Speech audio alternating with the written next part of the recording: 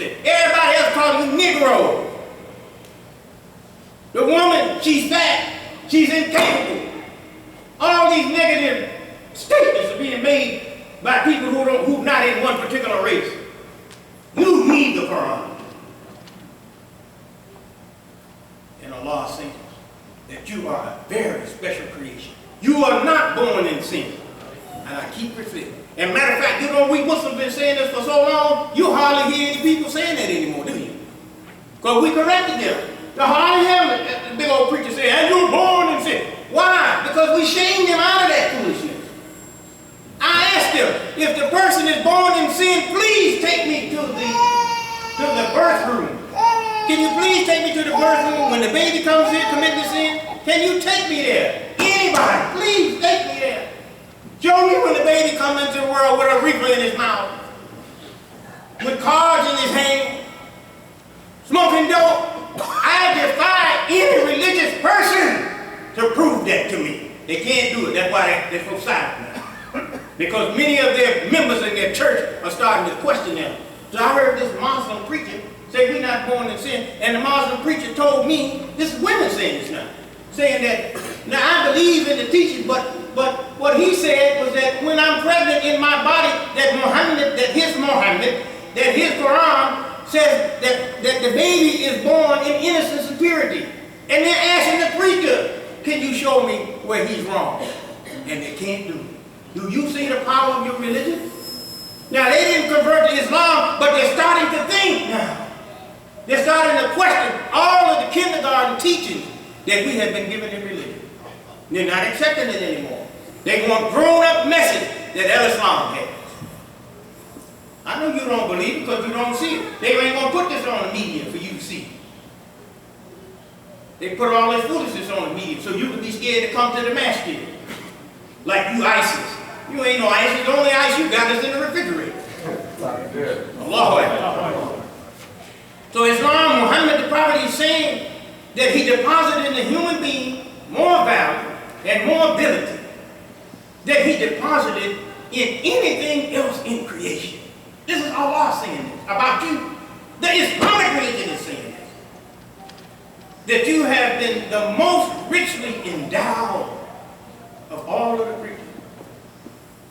And Allah created us, listen now, and we are born free. What do you mean, born free? In your mama's womb, you were not free. You were tied to your mother by an umbilical cord. Did you know that? I'm not making jokes. I'm being very, very serious. In your mother's womb, you were not free. How come you were not free in mama's womb? Why did you have the umbilical cord? Why? Because Allah tied you up so you could go nowhere and do wrong. If you tried to jump out of a womb before 9 months, you couldn't do it because you had a rope there to hold you there so that you would be righteous. And when God knew that you got his message after 9 months, being formed as a righteous creature, then Allah allowed you to come out of that mother's womb. Allah did that. You didn't do that on your own. I didn't do it. And Allah gave you these 5 senses to reach out to unlimited boundaries.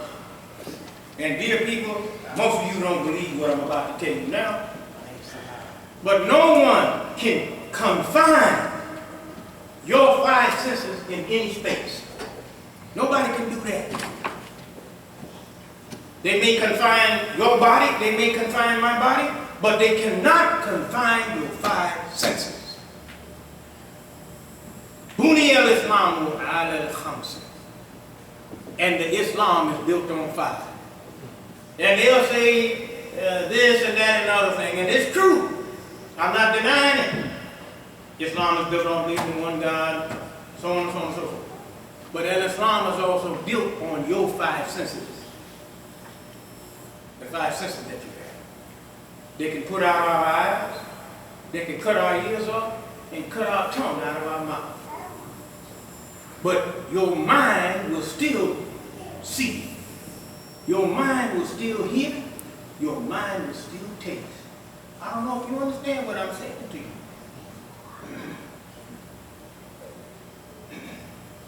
But I'm going to say it anyway, because inshallah, somebody's going to get it. So why Allah give us these things? Why we have this in our teachings in the Islamic religion?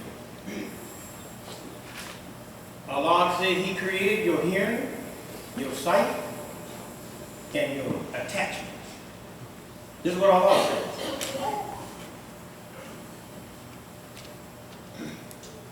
Al-Asman, the hearing.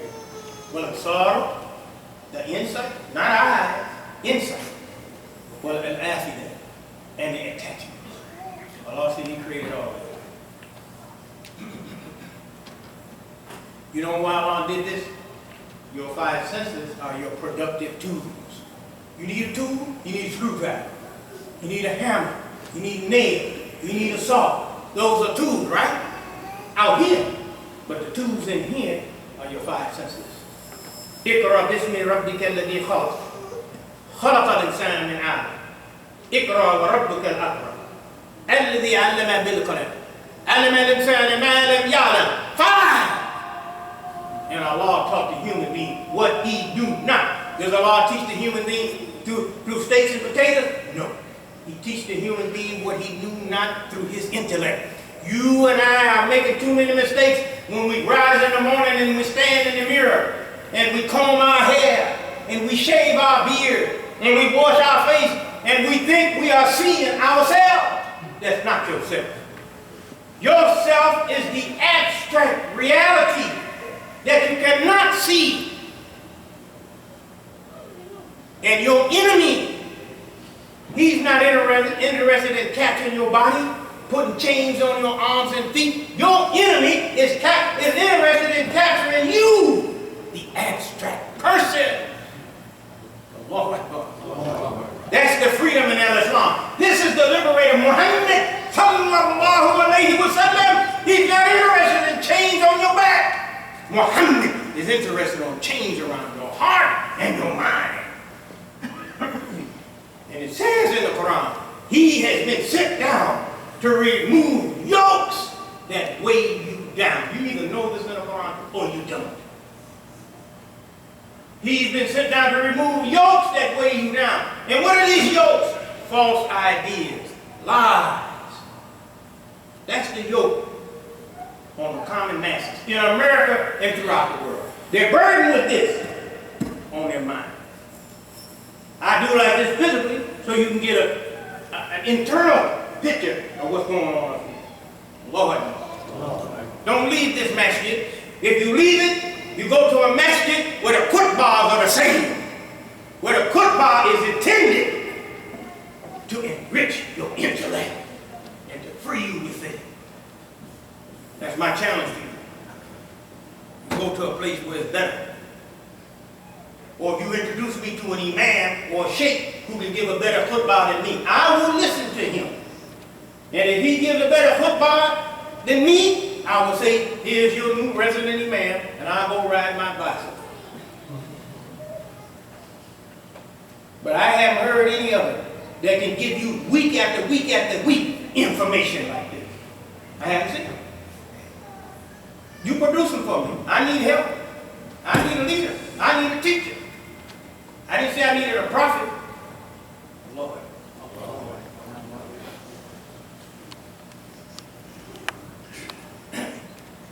أعوذ بالله من الشيطان الرجيم بسم الله الرحمن الرحيم أشهد أن لا إله إلا الله وحده لا شريك له وأشهد أن محمدا عبده ورسوله صلى الله عليه وسلم.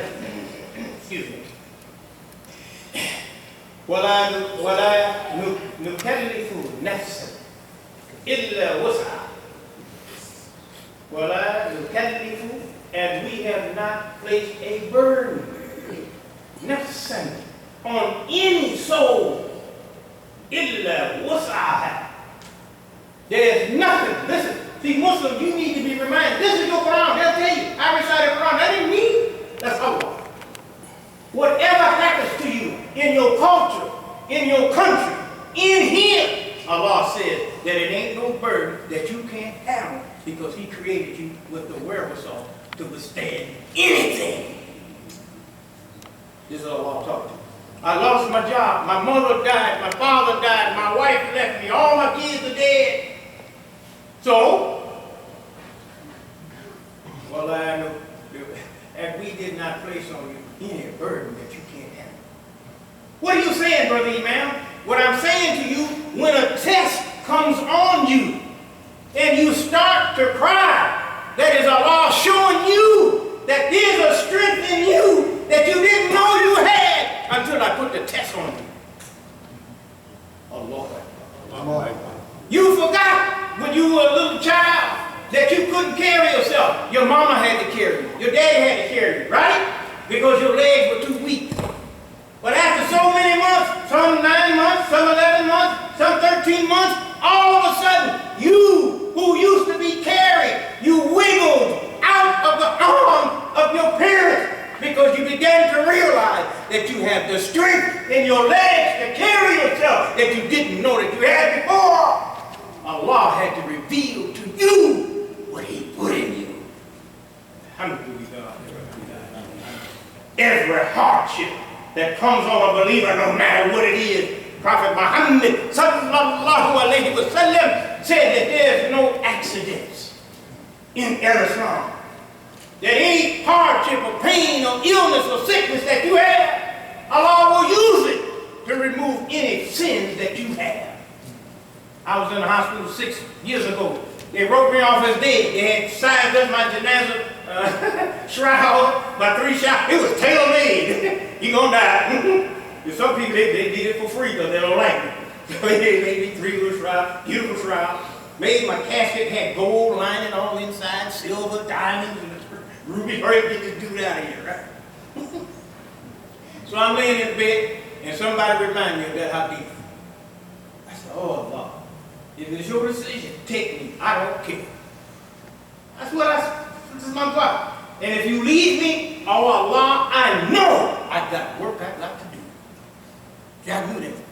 When I come out of the hospital, I couldn't walk. I was in a wheelchair. These people here, they'll tell you, I was in a wheelchair. I was on dialysis. I had stage 2 kidney disease right now. Never did recover. Okay. But I'm saying, when I remember what Muhammad the Prophet said, that no accident can happen to you.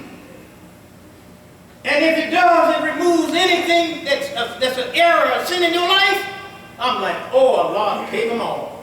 Now I'm hurting like that too. Oh, I'm crying. Ooh, ow. Give me some more cocaine, give me some more heroin. It was legal in the hospital. Boy, I'm getting shot up. You can shoot yourself, you know, and it looked like I overdosed.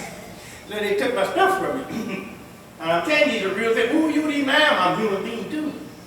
Okay? You get enough pain, you go forget who you are. And then Allah, He blessed me. Come to my mind, this hadith. As a matter of fact, it was me and Milton. I asked my wife, you go to my house, I said, draw for the medication, this much. I don't take one medication at all. Thank you. Why? Because I got work to do. I got to propagate this religion. I got to straighten out foolishness. I got to talk to Muslims, Christians, Jews, atheists. I got to take this message whenever and wherever. I cannot make any excuses. Lord. So I'm just saying that to you, so you'll know. So let me finish here. There's so many things I want to say. We don't have the time. Just give me 1 minute here. I just want to find something that will help us. There's a brother here, he got some problem with his wife. Now I'm going to tell you this from Prophet Muhammad. They told me this. Well, in the Quran it says that the man can beat the woman lightly. And they showed me where it is a problem. I don't have no problem with you showing me that. You know what I say to those brothers who hit their wives? I say, show me where Prophet Muhammad hit his wife. Prophet Muhammad demonstrates to you how to live the Quran. In the Quran it tells you to make salat, but it doesn't tell you how to make salat. It's Muhammad's sunnah that told you how to make the salat. So it's also his sunnah that tells you how to hit the wife. Oh, you're down, look at him. Please bring the police here. You know how you hit your wife? With wisdom. Why do I say this to you? Before Al-Ansar, man was treating his wife, his woman, as though she did not belong to his flesh. This is the foolishness before Muhammad the Prophet. So what did Prophet Muhammad tell us? Paradise lies at the foot of mother. I want to repeat it again. Paradise lies at the foot of mother. El-Ummu Mudrasatun. El-Ummu Mudrasatun. El-Ummu Mudrasatun. I'm talking to this brother here. Listen to me, brother. That's also the teachings of Prophet Muhammad. El-Ummu. They know the Arabic. The woman. Madrasatun is a school. Allahu Akbar. Allahu Akbar. The classroom comes from the mother's womb. The classroom is an extension of her womb. Alhamdulillah. When have you heard this kind of beautiful teachings? Never before. Prophet Muhammad was telling us, brothers, that the woman is the sanctuary. She's the guardian of the sanctuary of life. The woman, and you sisters, you need to listen to what I'm saying. You need to know who you are. Don't let a man have sex with you and he ain't man enough to marry you. Don't let him kiss on you. Don't let him hug on you. And he hasn't demonstrated what your daddy did and your mama did. The only man that you should allow inside your body is the one that will get you an apartment first, a home first. He has his own job first. He'll pay the light bill first. He'll pay the telephone bill first. And then he will sign the marriage contract first. Then you can kiss him. Not before. Why am I talking to the women like that? Because a man can rise no higher than his woman. A man can rise no higher than his woman.